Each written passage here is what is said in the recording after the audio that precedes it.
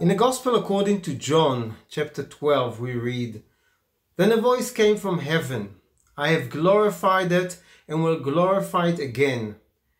Jesus answered and said, This voice did not come for my sake, but for yours."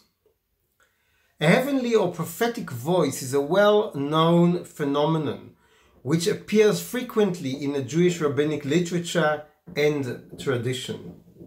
It is a message from God to human beings through sound. It's often called in Hebrew Bat Kol, daughter of voice. When do human beings begin to hear the Bat Kol, the voice, and for what purpose? God revealed himself to the Israelites at Mount Sinai and spoke with Moses directly. Once Moses passed away, God spoke to the nation through prophets and their visions. The direct speech and prophecies was later echoed by Bat Kol, the heavenly voice. The Babylonian Talmud tells us that historically, the divine direct messages and commands from God which used to appear in the temple and by the prophets stopped during the Second Temple period, at the end of the Hebrew Bible period. It was substituted by the divine voice. Rabbi Abba said, all that remained from the divine presence during the Second Temple period was the divine voice, as it was taught by early Mishnaic scholars. After the last prophets Haggai, Zechariah, and Malachi died, the divine spirit of prophetic revelation departed from the Jewish people, and they were still utilizing the divine voice, which they heard as an echo of prophecy. There were two types and purposes for the appearance of a Bat Kol, the voice.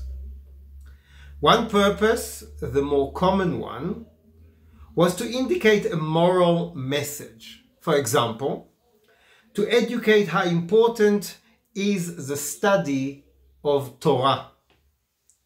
Rabbi Joshua ben Levi said, every day a Bat Kol, a heavenly voice, goes from Mount Horeb, Mount Sinai, and makes proclamation and says, "Woe unto humankind for their contempt towards the Torah. For whoever does not occupy himself with the study of Torah is rebuked." Another purpose is to indicate the fate or value of an individual. At the time of the death of Rabbi Yehuda HaNasi, the president, he raised his 10 fingers towards heaven and he said in prayer, "Master of the universe, it is revealed and known before you that I toiled with my 10 fingers in the Torah, and I have not derived any benefit from the world, even with my small finger. May it be your will that there be peace in my repose." A divine voice emerged and said, "He who walks uprightly enters into peace. They find rest in their beds," as says Prophet Isaiah. The other type of voice was for a legal halachic intervention. However, the latter was never accepted by the scholars. The most famous case was the dispute between Rabbi Elazar and the rabbis regarding the halacha, the law concerning the impurity of an oven, as we find in the Talmud Baba Metzia. Rabbi Eliezer then said to them, "If the halacha, the law, is in accordance with my opinion, heaven will prove it. a divine voice emerged from heaven and said, "Why are you differing with Rabbi Eliezer? As the halacha is in accordance with his opinion in every place that he expresses an opinion." Rabbi Joshua stood up and said, "It is written, it is not in heaven."